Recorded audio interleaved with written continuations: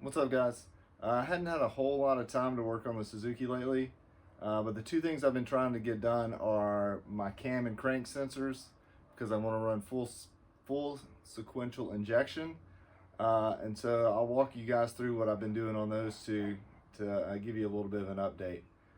But as far as the cam sensor goes, so the distributor, it's got a vacuum advance, so I had to take this guy completely apart. And then what I did was weld it up, because it's really kind of like two shafts put together.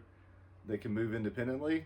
And so what I did was I took it apart, welded those guys up, so it's just one shaft.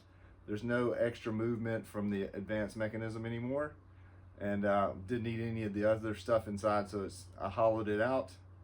And then there was a plug on the side that I kind of just opened up so I can fit the Hall sensor in there. And let me show you guys some close-ups so that way you can see what I'm talking about. So hopefully you can see here the inside of it where I welded it up, so that way there's no more movement there. It's just one solid shaft from the top to the bottom. And then you can see the pickup points, 1, 2, 3, and then this is the one I ground off. So that way that'll be the one for the sensor that'll show the gap. But then hollowed out this plug on the side here, and you can see my Hall sensor will fit right in there, so that'll be just about perfect for the pickup. I'll have to adjust it in just a little bit more, but overall looking pretty good. And what I'm working on now is just kind of a cap to go over this to clean it up, make it look a little bit better, but trying to keep it simple, easy, using as much of the stock Suzuki stuff as I can.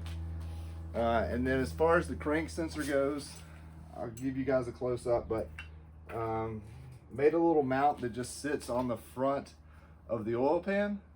Hall sensor goes in, and it just picks up that crank ring that I made before. So I'll show you guys this kind of install too.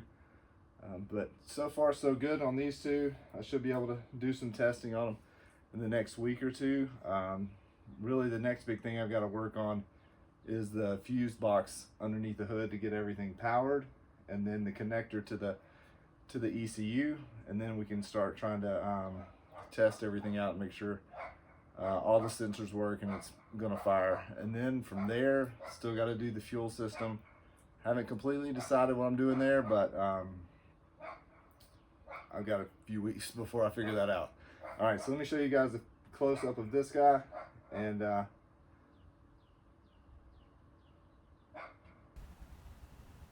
all right, so let me see if I can get you guys a good shot of the crank sensor. So I can hold this and juggle it up at the same time. All right, so there, shoot. Here's my sensor. All right, sorry. All right, so there's our little bracket. This is 3D printed for now. It was going to be the first project I machine on my Tormach. But essentially, let's see if I can do this and watch it. But that's it right there. Got the crank trigger wheel in there, the mount there, and then this will pick it up off the bottom of it. Should be pretty clean, simple, up out of the way. I don't feel like it's going to get ripped off on anything. Could, but I feel like if I stretch it around to the side, it'll be just fine. But yeah, so whenever I get this machined out and installed, I'll give you guys another update. All right, but that's it for today. See you guys.